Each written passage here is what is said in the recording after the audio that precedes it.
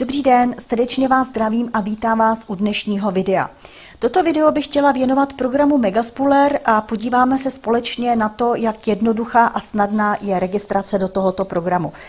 Jenom pár slov k Megaspooleru. Je to program československé produkce, je to program, který teda vznikl u nás v Čechách a na Slovensku a jsme teda také právě úplně na začátku. Program byl spuštěn na trh zhruba na přelomu loňského roku, to znamená asi zhruba před pár dny, před týdny, takže opravdu z brusu nový a my máme možnost stát úplně na začátku.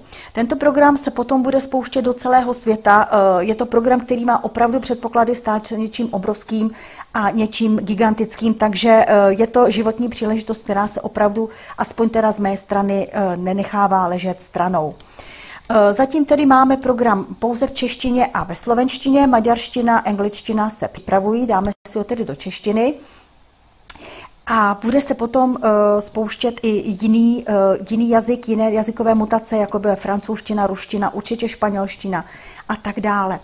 Chtěla jsem vás jenom poprosit o menší strpení, protože stránky se ještě dodělávají, co se týče designu, jinak program funguje už perfektně, všecko funguje tak, jak má, provize se přičítají a kolem 15. 20. ledna se plánují dokonce už i první výplaty, takže se všichni moc těšíme a pojďme se podívat tedy na tu registraci. Takže já si dám do lišty registrační odkaz, budu registrovat svoji kamarádku. Vyžádejte si u svého sponzora určitě jeho registrační link. Je důležité, abyste šli právě přes ten link, abyste se neregistrovali prostě jakoby přes stránky. Je to škoda, protože člověk, který vás s tím programem seznámil, který vám ukázal, co to program jako, co je to za program, co program všechno umí, je teda důležité, abyste potom také s ním šli i do toho programu. Pokud se zaregistrujete samozřejmě přes stránky, tak půjdete přes admina, ale potom jako nemáte ten support, který byste měli od svého sponzora. Takže máme tam ten odkaz a dáme registrovat. Registrace je opravdu velmi snadná, máme to navíc i v našich jazycích, takže je to o to snadnější. A jak vidíte, tak tady máme dva typy registrace. Je to registrace na co nejvyšší místo v síti, to znamená, že systém vás umístí na nejvyšší možné volné místo v síti, v celém systému. A pak tu máme registraci pod sponzora, to znamená, že když se zvolíte toto tlačítko, tak se dostanete vlastně do té struktury toho vašeho konkrétního sponzora. Já dám kamarádce registraci co nejvýše do sítě, protože už mám tu strukturu docela velkou a nechci, aby se dostala do x té linie, takže ji umožním, aby se dostala o x linií výše, aby prostě si mohla rychleji vydělat, než když by se dostala až na konec té mé sítě.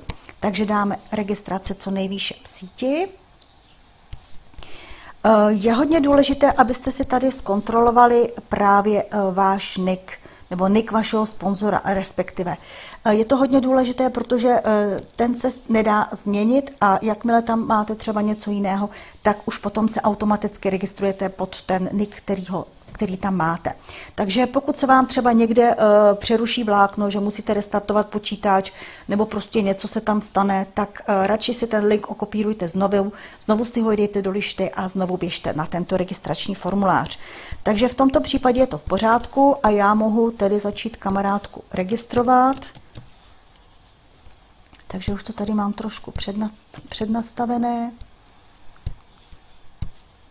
Vyplníme dvakrát e-mail, doporučujeme určitě Gmail, protože Gmail má za prvé nejlepší zabezpečení a za druhé ten systém vlastně je nastavený na, je kompatibilní vlastně s Gmailem, sice i teda jakoby s lokálními seznamy a AZ-kami a tak dále, ale tam se může stát, že prostě ten konfirmační mail, který dostanete po registraci, prostě nedorazí a už musíte psát na support.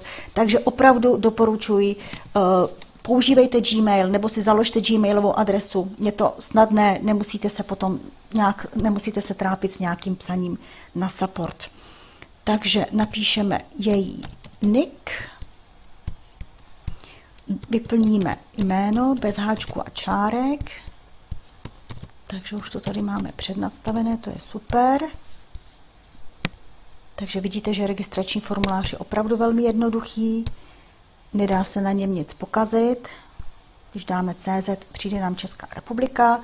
Tady si vybereme jazyk, takže pokud jste z Česka, dáte CZ, pokud jste ze Slovenska, tak dáte SK, jinak zbytek je angličtina anebo maďarština a budou tam potom i další jazyky. Takže vybereme češtinu, souhlasíme s podmínkami, opíšeme bezpečnostní kód, můžeme všecko malá písmena, nemusíme se trápit s velkými a s malými a dáme registrovat. Tak, registrace se nepodařila, takže NIK už existuje, takže zvolíme něco jiného. Tak to uděláme takhle, aspoň vidíme, jakým stylem to funguje. Podívám se, jestli nám heslo se vymazalo, takže ho tam dáme znovu.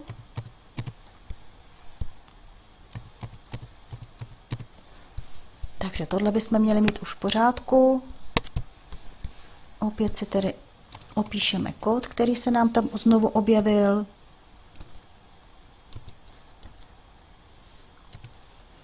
Když by ten kód byl nečitelný, nevadí, můžete si tady kliknout na ty dvě šipečky a ono se vám tam načte znova ten kód a můžete si ho obsat, pokud bude lépe čitelný.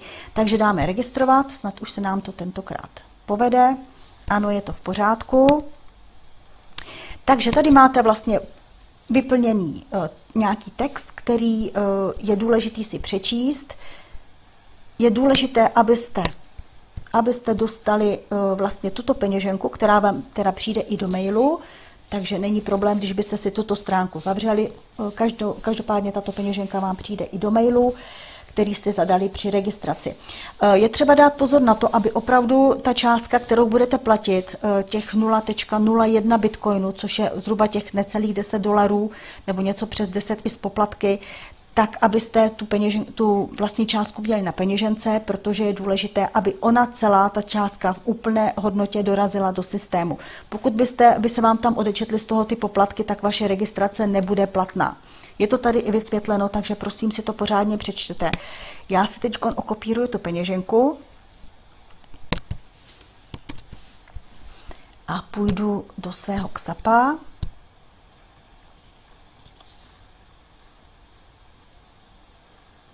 A počkáme si, až se mě to načte.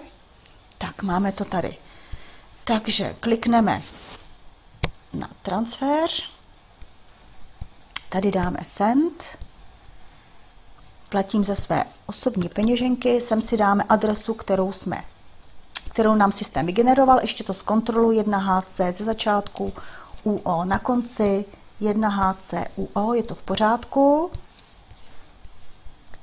Do amount BTC napíšu 0,01 bitcoinu, to je částka, která musí dorazit do systému a dám send. Ještě to po mně chce zabezpečení, to znamená moje heslo, které si tam teď zadám a dám confirm transaction, potvrdit transakci. Tak, a tady mám právě potvrzení té transakce. Trvá to zhruba tak půl hodiny, než se vlastně jakoby ta částka zaplatí, než je tam ta konfirmace tou peněženkou, takže během té doby vlastně se kamarádka nedostane do kanceláře, musí počkat na to, až bude mít konfirmovanou platbu a až bude mít i konfirmovaný odkaz v mailu, takže já je za chviličku napíšu, ať si jde do svého mailu a potvrdí si vlastně ten svůj konfirmační odkaz a tím pádem bude ta registrace hotová. Takže vidíte, že to je jakoby velmi snadné. Je výhoda, že máme právě tyto stránky i v češtině a ve slovenštině, takže nemusíme vlastně používat Google na překládání. Kolikrát nám z toho vylezou takové nějaké ty různé paskvily, když to tak řeknu, že se to nedá ani číst, takže tady je obrovská výhoda, že máme to všecko v našich jazycích. Takže to by bylo k registraci zhruba tak všechno. Ráda se s vámi uvidím a uslyším při dalších videích, které určitě budou, protože tento program Megaspooler si určitě zaslouží pozornost všech a myslím si a jsem vlastně o tom přesvědčená, že ten program bude opravdu něčím velikým a že je doporučeno, abyste se do něj také vy přidali. Takže vám přeji krásný den, děkuji vám za pozornost a budu se těšit na viděnou, naslyšenou.